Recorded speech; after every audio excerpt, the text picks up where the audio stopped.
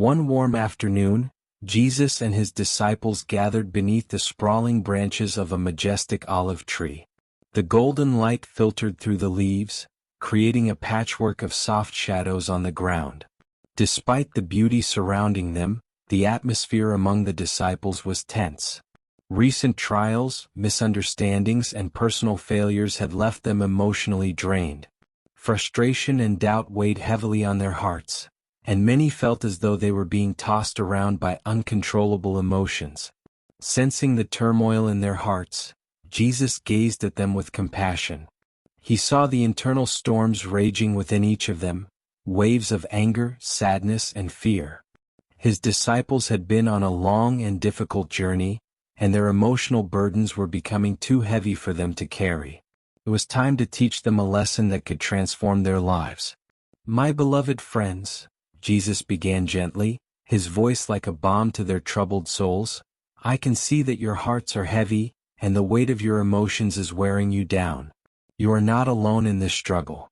Let me tell you a story, one that I hope will bring you peace and help you understand how to navigate the storms within."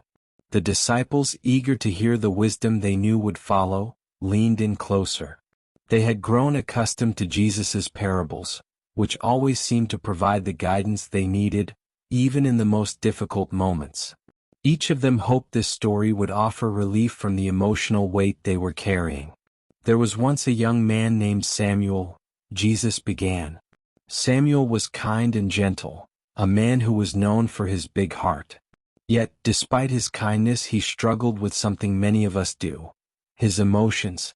When Samuel was faced with disappointment or pain, he was overwhelmed by anger or sadness. His emotions were like powerful waves crashing against the shore, wild, uncontrollable, and destructive. When Samuel became angry, his words were sharp and hurtful, and he often lashed out at those closest to him. When he was sad, the weight of his sorrow was so heavy that he could not bear to be around others. Peter, who had often struggled with his temper, immediately resonated with Samuel's story. He remembered times when his anger had gotten the best of him, moments when he had spoken harshly to those he loved, only to be filled with regret afterward. He leaned in, his heart opening to the lesson that was surely coming. One day, Jesus continued, Samuel had a terrible argument with his closest friend. His words, driven by anger, were like arrows, piercing his friend's heart. As soon as the words left his mouth, Samuel regretted them, but it was too late. His friend, deeply hurt, walked away, leaving Samuel alone in his shame and sorrow. Samuel couldn't bear the guilt that weighed on him, and in his despair, he decided to leave the village. He wandered into the wilderness, hoping to escape the pain he had caused and the storm of emotions inside him. The disciples listened in silence, some of them remembering their own moments of shame, when anger or sorrow had caused them to push away the very people they loved. They could see Samuel's pain in their own lives, and they were eager to learn how his story would unfold. After wandering for hours, Jesus said, Samuel found himself sitting by a river. The water was clear and gentle, flowing steadily around rocks and through the trees. As Samuel watched the river, he felt an overwhelming sense of defeat. He couldn't understand why his emotions were so powerful, why he couldn't control his anger and sadness. He felt broken, as if the storm inside him would never end. Jesus paused, allowing the disciples to sit with the image of Samuel's despair. The disciples, too, had felt that kind of defeat, the helplessness that comes when emotions seem too big, too powerful to manage. As Samuel sat by the river, lost in thought, an elderly shepherd appeared, leading his sheep to drink from the water. The shepherd noticed the sadness on Samuel's face and sat down beside him. "What troubles you, my son?" the shepherd asked kindly. At first, Samuel didn't want to speak. He was ashamed of his outburst and the pain he had caused. But the shepherd's kindness and patience encouraged him to open up. "I cannot control my emotions," Samuel admitted, his voice trembling. "When I feel anger or sorrow, it is as if a storm rises within me and I cannot stop it. I hurt the people I love, and then I am left with nothing but regret. I don't know how to stop these feelings from ruling me. The shepherd, his eyes wise with the knowledge of years, nodded as he listened. After a long pause, he pointed to the river flowing beside them and said, "Do you see this river? It moves constantly, flowing over rocks and around obstacles, but it remains calm. It does not break or turn into a violent force. You must learn to be like the river, Samuel. Let your emotions flow through you, but do not let them destroy you. You are not the storm. You are the one who can choose how to sail through it." The disciples were captivated by the image of the river, and they sat in silence, reflecting on the wisdom of the shepherd's words. Jesus looked at them, his eyes filled with compassion, knowing that many of them, like Samuel, had been trying to fight their emotions rather than understand them. Samuel, still confused, asked the shepherd, "But how do I do that? How do I stop my anger from taking control?" The shepherd smiled gently. "You cannot stop your emotions from coming, Samuel. They are a part of you. But you can choose how you respond to them. Emotions are like the wind, sometimes strong, sometimes gentle, but always passing. You must allow them to flow through you just as the river flows around rocks and trees. Do not try to fight the wind or the river. Accept your emotions, feel them, but do not let them dictate your actions. You are the one who chooses your path." The disciples, especially Peter, were struck by the shepherd's wisdom. They had all experienced moments where their emotions seemed too powerful to control, where they had been carried away by anger or sadness. But now, for the first time, they began to understand that it wasn't about controlling the emotions themselves, it was about choosing how to respond. Over time, Jesus continued, Samuel began to practice the wisdom the shepherd had shared with him. Whenever he felt anger or sadness rising within him, he did not try to push it away or pretend it wasn't there. Instead, he acknowledged it. He took a deep breath, allowed himself to feel the emotion, and then chose how to respond.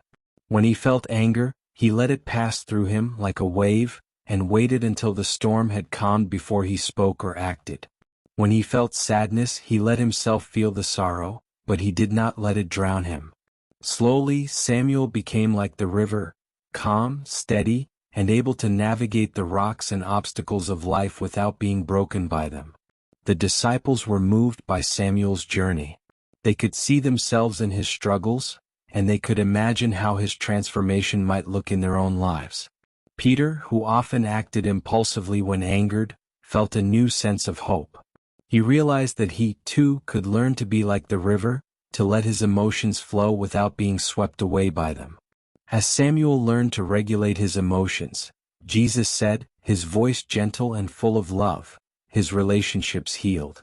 The people he had hurt with his anger began to trust him again. They saw that Samuel was no longer ruled by his emotions, and they forgave him. Samuel found peace, not by denying his feelings, but by learning to understand and navigate them. Jesus looked around at his disciples, his eyes filled with compassion. Emotional regulation is not about denying your feelings or pretending they don't exist.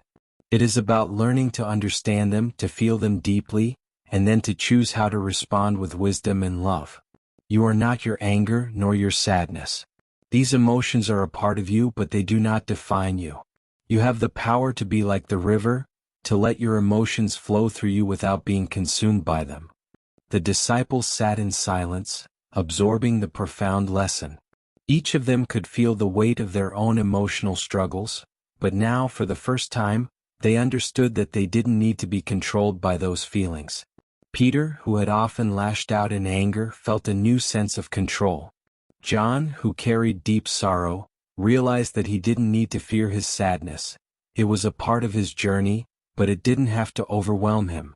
Jesus smiled at his disciples, his heart swelling with pride and love for them. Remember, he said, emotional regulation begins with awareness. When you feel the winds of anger, sadness, or fear rising within you, do not fight them. Take a moment to breathe, to reflect, and to let those emotions pass through you.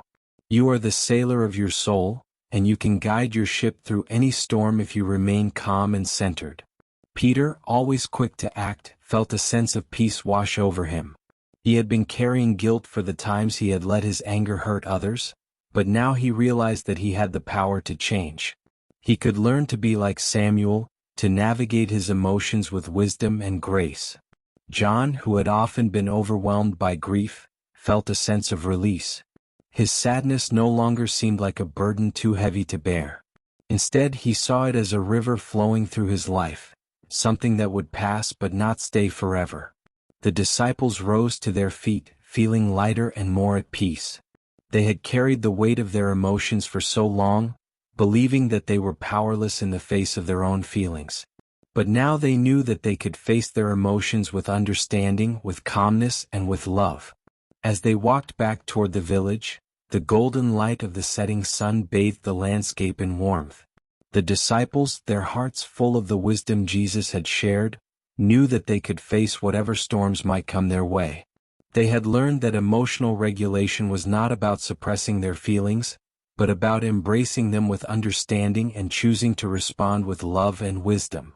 And as they journeyed forward, they carried with them the lesson of the river, steady, calm, and flowing with grace, no matter what obstacles might appear. This is end of the story. Please like this video and subscribe this channel for more Jesus story like this. May the God watch over you.